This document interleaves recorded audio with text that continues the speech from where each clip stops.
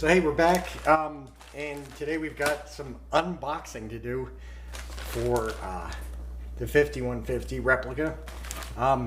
Everything seemed to arrive all at once. We've got 3 packages to open, so let's see what we got that came in. Let's open this guy here. Let's see what we got.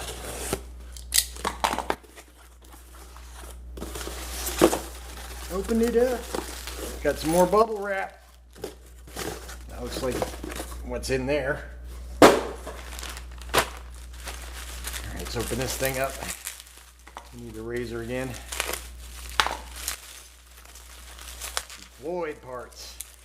Let's see what we got here. Okay. And let's open this side up. Get the blade out again. A little more tearing, a little more cutting, get it open.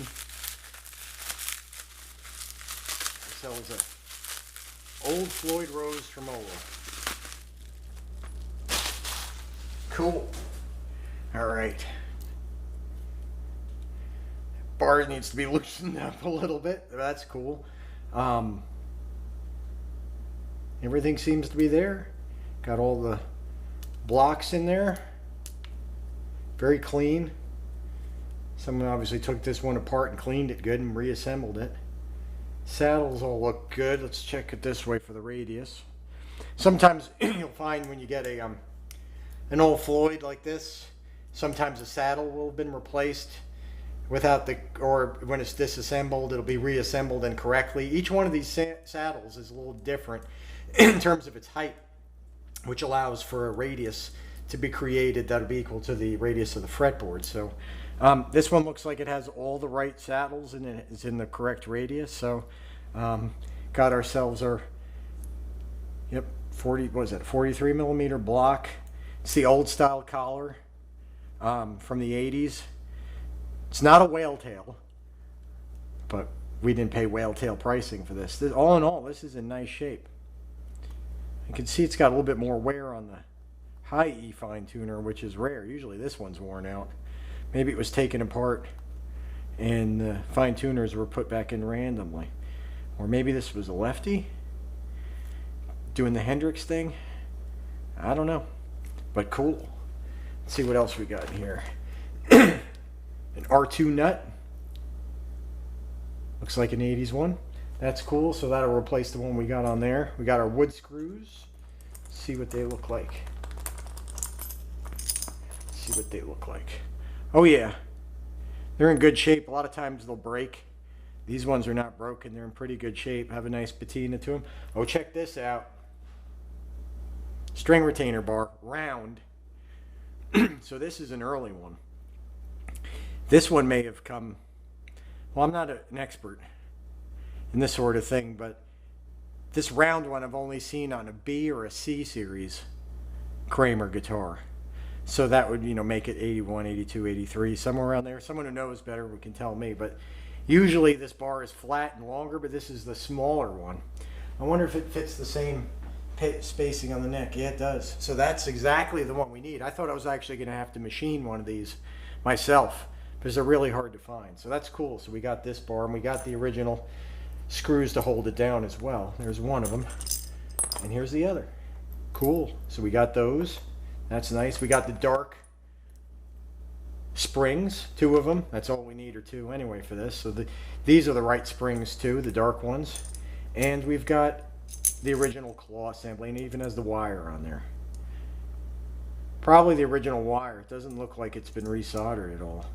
So it looks like we got some original, probably B-Series parts here to put on this B-Series 5150 replica. So that's way cool. So thanks to our friend off of eBay for supplying us with this, and it was very reasonably priced for what we've got. I mean, I'm thrilled about this. So let's just put it on for fun, see what it looks like.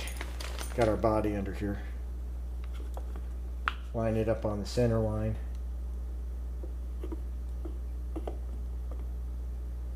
Yeah, that's gonna be nice.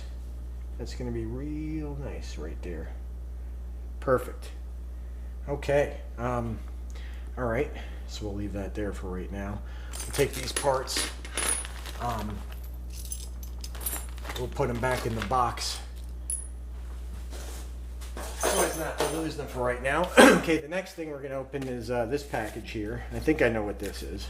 So let's go ahead and open it up anyway, show you what we got. Okay, that's empty.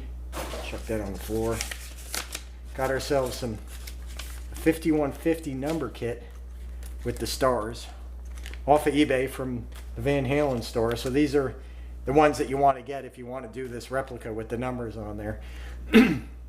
And I feel kind of bad making this guitar because, you know, you could buy something like this from Van Halen, but I've bought a lot of his stuff and I ain't selling this anyway. This is staying with me. So at least I get to put on some of this. So that's cool. So that'll go there and we'll have that lined on there. Obviously the zero goes a little higher. And this over here, I think I know what this is too. And I got to give credit for this idea to Rob. He has a channel that's related to all this stuff too.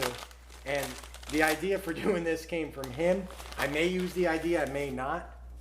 But either way, got ourselves a, from the Van Halen store, a t-shirt, a 5150 t-shirt. Now, I'll show you how I usually do the paint scheme, and I've got my own method of doing it, but this may come into play as well, depending upon a few things. I really want to make this guitar a replica of, like, let's say the Live Without a Net era.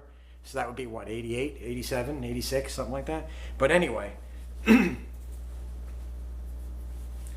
move this out of the way. Show you what we got. The back of the t-shirt has this on it, which is a fairly high resolution photograph of the guitar. So this one can be used for lining up the stripes, but the way I do it is a little bit different, but this could still be part of it. The way I do it is I actually have a projector, a small USB projector, and I project the image onto the body and do the striping and the relic work that way. But I have a few versions of the guitar through the years to use by. This one, well, here you go. There's your answer. It has the two-color humbucker on there, the zebra. So that would probably have been like the last time this guitar was photographed, because that's probably a pickup out of a Wolfgang.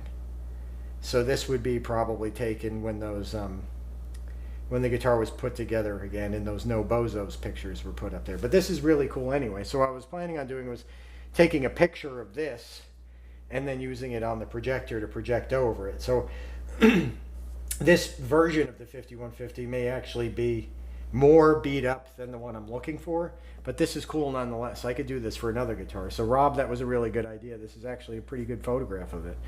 Let's see. Yeah, it looks to scale to me. Yeah. I mean, this is the same size as that, so that's pretty close. So a cool idea there. So I think that's what we got in the mail.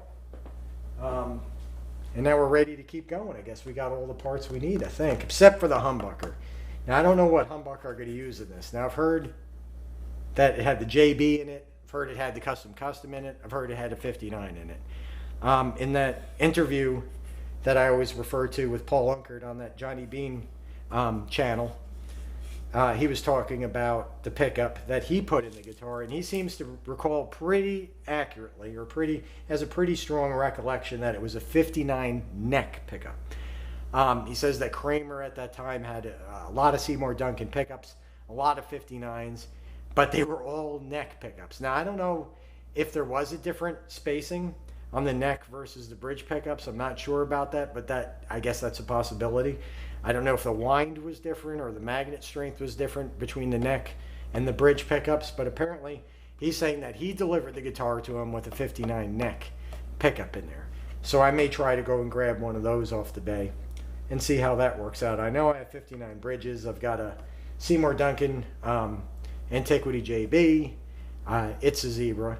So we'll have to decide. If you got some ideas about what to use in there that probably was in that guitar, if you think it was a 59 or you think it was a JB, I really don't know.